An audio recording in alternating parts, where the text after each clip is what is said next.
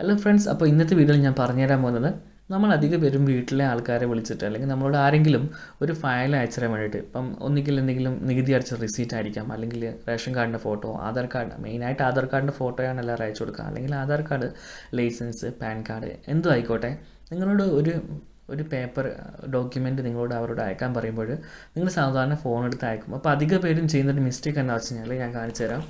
ഇപ്പം ഇത് എൻ്റെ ഒരു കാർഡ്, പാൻ കാർഡാണെന്ന് വിചാരിച്ചു. ഓക്കെ, ഈ ഒരു കാർഡിൻ്റെ ഫോട്ടോ എടുക്കാൻ വേണ്ടിയിട്ട് നിങ്ങൾ അധികം ചെയ്യുന്നത് അത് ടേബിളിൽ ഇങ്ങനെ വെക്കും. ഓക്കെ, ഇങ്ങനെ വെച്ചതിന് ശേഷം ഫോൺ എടുത്തിട്ട് ഇങ്ങനെ പിടിച്ചിട്ടാണ് ഫോട്ടോ എടുക്കുക. ഒരിക്കലും ഇത് ചെയ്യാൻ പാടില്ല. കാരണം എന്ന് വെച്ച് കഴിഞ്ഞാൽ ഇങ്ങനെ പിടിച്ച് ഫോട്ടോ എടുത്ത് കഴിഞ്ഞാൽ, ഇപ്പോൾ ഉദാഹരണത്തിന് ഇങ്ങനെ പിടിച്ച് ഫോട്ടോ എടുക്കുമ്പോൾ ജസ്റ്റ് അതിലത്തെ നമ്പറുകൾ മാത്രമാണ് അവർക്ക് ആവശ്യമെങ്കിൽ ഓക്കെ, അത് ചെയ്താൽ മതി. നേരെ മറിച്ച് അവർക്കൊരു പ്രിൻ്റ് ഔട്ട് എടുക്കാൻ അല്ലെങ്കിൽ കോപ്പി, അതിപ്പം ഒരു അക്ഷയ സെൻറ്ററിൽ പോയിട്ടോ അല്ലെങ്കിൽ ഏതെങ്കിലും ഒരു സ്റ്റുഡിയോയിൽ പോയിട്ടോ പ്രിൻ്റ് ഔട്ട് എടുക്കാനാണെങ്കിൽ നിങ്ങൾ ഇങ്ങനെ അയച്ചു കഴിഞ്ഞാൽ വളരെ ബുദ്ധിമുട്ടാണ്. കാരണം ഇങ്ങനത്തെ ഒരു ഫോട്ടോ ഈ ലെവലിൽ നിങ്ങൾ ഈ പറഞ്ഞ പോലെ ഇങ്ങനെ പിടിച്ച് ഫോട്ടോ എടുത്തു കഴിഞ്ഞാൽ അത് ഒരു വൃത്തി ഉണ്ടാകത്തില്ല. അതുമാത്രമല്ല, പ്രിൻ്റ് ഔട്ട് എടുത്തു കഴിഞ്ഞ് കഴിഞ്ഞാൽ അതിങ്ങനെ ആ ഒരു A4 ഷീറ്റിൽ വെളിച്ച് വാരിയിരിക്കും, സൈഡിലൊക്കെ കളത്ത കളറും മൊത്തം വൃത്തിയായിരിക്കും. അപ്പോൾ പ്രോപ്പറായിട്ട് ഒരാൾ നിങ്ങളുടെ ഒരു ഡോക്യുമെൻ്റ് അല്ലെങ്കിൽ ഒരു പേപ്പർ അല്ലെങ്കിൽ എന്തെങ്കിലും ഒരു ഐഡൻറ്റിറ്റി കാർഡിൻ്റെ ഫോട്ടോ എടുത്ത് അയക്കുമ്പോൾ എങ്ങനെയാണ് നല്ല രീതിയിൽ അതിൻ്റെ, അതായത് ഒരു പ്രിൻ്റ് എടുക്കാൻ പറ്റുന്ന രീതിയിൽ അത്രയും ക്വാളിറ്റിയിൽ എങ്ങനെ ഒരു ഫോട്ടോ എടുത്ത് അയക്കാൻ നമുക്ക് നോക്കാം. ഓക്കെ, അപ്പോൾ നേരെ അതെങ്ങനെയാണ് ചെയ്യേണ്ടതെന്ന് നോക്കാം. ഓക്കെ, അപ്പോൾ നമ്മൾ ആദ്യം ചെയ്യേണ്ട കാര്യം എന്താ വെച്ച് കഴിഞ്ഞാൽ, നമ്മുടെ വീട്ടിൽ എന്തെങ്കിലും പ്രിൻ്റ് എടുത്തതിൻ്റെയോ അല്ലെങ്കിൽ അക്ഷയിൽ നിന്നൊക്കെ കിട്ടിയ പ്രിൻ്റ് ഔട്ടിൻ്റെയോ അല്ലെങ്കിൽ A4 ഷീറ്റ് പേപ്പറോ അല്ലെങ്കിൽ സാധാ വീട്ടിൽ കുട്ടികൾ പഠിക്കുന്ന സ്കൂൾ ടെക്സ്റ്റ് ബുക്ക് അല്ലെങ്കിൽ നോട്ട് ബുക്ക് ഉണ്ടാവും വേറെ ഇല്ലാത്തത്, ആ ഒരു നോട്ട് ബുക്ക് എടുത്ത് ഇതേപോലെ വെക്കുക. ഓക്കെ, നമ്മളിന്ന് സ്കാൻ ചെയ്യാൻ പോകുന്നത് 2012 എക്സ്പയറി ആയിട്ടുള്ള എൻ്റെ ഒരു മാസ്റ്റർ കാർഡിൻ്റെ പിക്കാണ്. സോ അതിങ്ങനെ വെക്കുക, ഒത്ത നടുക്കാരി കൃത്യമായിട്ട് വെക്കുക. പിന്നെ നിങ്ങൾ ചെയ്യേണ്ട കാര്യം എന്ന് വെച്ച് കഴിഞ്ഞാൽ, നിങ്ങളെ ഫോൺ എടുക്കുക, ഫോണിൽ ക്യാമറ ആപ്ലിക്കേഷൻ ഓപ്പൺ ചെയ്യുക. ഓക്കെ, അപ്പോൾ ക്യാമറ ആപ്ലിക്കേഷൻ നമുക്ക് പിക്ചർ സൈസ് ഉണ്ടാവും. പിക്ചർ സൈസ് നമുക്ക് വ്യത്യാസപ്പെടുത്താൻ വേണ്ടി പറ്റും. ഇവിടെ എനിക്കിപ്പം 4:4:3 അതുപോലെ തന്നെ 1.1 ഉണ്ട്. എപ്പോഴും ഏറ്റവും കൂടിയ 4:3 തന്നെ എടുക്കാൻ വേണ്ടി ശ്രമിക്കുക. ഓക്കെ, പിന്നെ ചെയ്യേണ്ട കാര്യം എന്ന് വെച്ച് കഴിഞ്ഞാൽ, നമ്മൾ ഈ പിക്ക് ഇങ്ങനെ എടുക്കുന്ന സമയത്ത് നമ്മുടെ ജസ്റ്റ് കയ്യിൽ നിന്ന് വൈബ്രേറ്റ് ചെയ്തിട്ട് പിക്ചർ മോശമാവാതിരിക്കാൻ വേണ്ടിയിട്ട് നമുക്ക് ടൈമർ സെറ്റ് ചെയ്യാൻ വേണ്ടി പറ്റും. അതൊരു 3 മിനിറ്റ്, ഇവിടെ നിങ്ങൾക്ക് കാണാം, നമുക്കൊരു 3 മിനിറ്റ് ടൈം സെറ്റ് ചെയ്യാം. ഇങ്ങനെ വെക്കുന്നത് വെച്ച് കഴിഞ്ഞാൽ ബാക്കിയുള്ള ബാക്ക്ഗ്രൗണ്ട് വന്നു കഴിഞ്ഞാൽ പ്രിൻ്റ് ഔട്ട് എടുക്കുന്ന സമയത്ത് ഒരു കറുപ്പ് അടിച്ച് കയറും പ്രിൻറ്റിൽ, അതുകൊണ്ടാണ് ഇങ്ങനെ വെക്കുന്നത്. സോ ഇങ്ങനെ വെച്ചിട്ട് കറക്റ്റായിട്ട് പോവുക. അതുപോലെ തന്നെ ഫോണിൽ ഗ്രിഡ് ലൈൻസ് ഇല്ലേ, നിങ്ങൾക്ക് ഇവിടെ കാണാം, ലൈൻസ് കാണുന്നുണ്ട്. ഈ സംഭവം ഓണായി കഴിഞ്ഞാൽ അത് നിങ്ങൾക്ക് സാധാരണ സെറ്റിങ്സിൽ പോയി കഴിഞ്ഞാൽ അവിടെ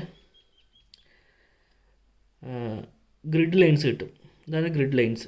ഇതെല്ലാം ഫോണിലുള്ളൊരു ഫംഗ്ഷനാണ്. അത് ഏതെങ്കിലും ഒന്ന് സെറ്റ് ചെയ്യുക. പക്ഷേ കറക്റ്റായിട്ട് ഇങ്ങനെ മുകളിൽ ഇങ്ങനെയാണ് വെക്കേണ്ടത്. ഓക്കെ, കറക്റ്റായിട്ട് ഇങ്ങനെ വെക്കുക. അതിന് ശേഷം നമ്മൾ കൈ അനക്കാതെ കറക്റ്റ് ആ ആംഗിളിൽ വരുന്ന സമയത്ത് കൈ അനക്കാതെ ഇങ്ങനെ വെക്കുക. അതിന് ശേഷം പിക്ചർ എടുക്കുക. അതൊക്കെ വരും ചെയ്യുന്നൊരു സംഭവം വെച്ച് കഴിഞ്ഞാൽ, അപ്പോൾ നമ്മൾക്ക് ഇതേപോലെ പിക്ചർ കിട്ടിയിട്ടുണ്ടാവും. നമുക്കത് ഫോണിലിങ്ങനെ തിരിച്ചിടാം എങ്ങനെയായാലും. സോ ഇപ്പോൾ നിങ്ങൾ കണ്ടില്ലേ, ക്വാളിറ്റി കണ്ടോ? ഇത് എവിടെയോ കൊണ്ടുപോയിട്ട് വേണം നമുക്ക് പ്രിൻ്റ് ഔട്ടോ എന്ത് വേണമെന്ന് ചെയ്യാം, അത്രയും ക്ലിയർ ആയിട്ടാണ് കിട്ടുക. ഓക്കെ, നേരെ മറിച്ചിട്ട് നമ്മൾ സാധാരണ ചെയ്യാറ് ഫോട്ടോ എടുക്കാൻ പറഞ്ഞാൽ ഇതേപോലെ വെച്ചിട്ട് ഇങ്ങനെയൊക്കെ പിക്ക് എടുക്കും. ഇങ്ങനെയൊക്കെ പിക്ക് എടുത്തു കഴിഞ്ഞാൽ ഇത് മൊബൈൽ ഷോപ്പിൽ അല്ലെങ്കിൽ അക്ഷയ സെൻറ്ററിൽ ഇത് എങ്ങനെ ക്ലിയർ ആക്കി എടുക്കാനാണ്. ഇങ്ങനെയൊക്കെ കിട്ടിക്കഴിഞ്ഞാൽ ഭയങ്കര ബുദ്ധിമുട്ടാണ്. ഒരു റെക്ടാങ്കിൾ ഷേപ്പിൽ പോലും അല്ല ഇത് നമ്മൾക്ക് ആക്കി ആകെ ബോറായിരിക്കും. അതുകൊണ്ട് മാക്സിമം നിങ്ങൾ ചെയ്യേണ്ട കാര്യം ഈ ഗ്രിഡ് ലൈൻസിന് ഉള്ളിൽ ഇതേപോലെ വരുന്ന രീതിയിൽ പിടിക്കുക. നിങ്ങൾക്ക് ഇവിടെ കാണാൻ ഇപ്പോൾ സെപ്പറേറ്റ് ലൈനുണ്ട്, ഇവിടെ സെപ്പറേറ്റ് ലൈനുണ്ട്, അത് കാണിക്കാത്ത രീതിയിൽ ഇങ്ങനെ പിടിക്കുക. റേഷൻ കാർഡ് പോലുള്ള വലിയ വലിയ ഡോക്യുമെൻറ്റ്സ് ഇതേപോലെ നമുക്ക് സ്കാൻ ചെയ്യാൻ സാധിക്കും. ഓക്കെ, അതിനുശേഷം ഇവിടെ വെച്ചിട്ട് ഇങ്ങനെ ഒന്ന് ക്ലിക്ക് ചെയ്ത് കൊടുക്കുക. കറക്റ്റായിട്ട് നമ്മൾക്ക് അടിപൊളി ക്വാളിറ്റിയിൽ ഇതേപോലെ എടുക്കാൻ വേണ്ടി സാധിക്കും. കണ്ടില്ലേ, സൂപ്പറായിട്ട് കിട്ടും. എത്ര വേണമെങ്കിൽ നമുക്ക് സൂം ചെയ്ത് നോക്കാം. അതുപോലെ തന്നെ ഏത് ക്വാളിറ്റിയിൽ വേണമെങ്കിൽ നമുക്ക് ഇത് പ്രിൻ്റ് എടുക്കാനും സാധിക്കും. മാക്സിമം നിങ്ങൾ പരമാവധി ഇങ്ങനെ തന്നെ ചെയ്യുക. ഇനി വെയിറ്റ് പേപ്പർ കിട്ടിയിട്ടെങ്കിലും പരമാവധി വൃത്തിയുള്ള സ്ഥലത്ത് വെച്ചിട്ട് ഫോൺ ഇങ്ങനെ തന്നെ മുകളിൽ ഇതേപോലെ പിടിക്കുക.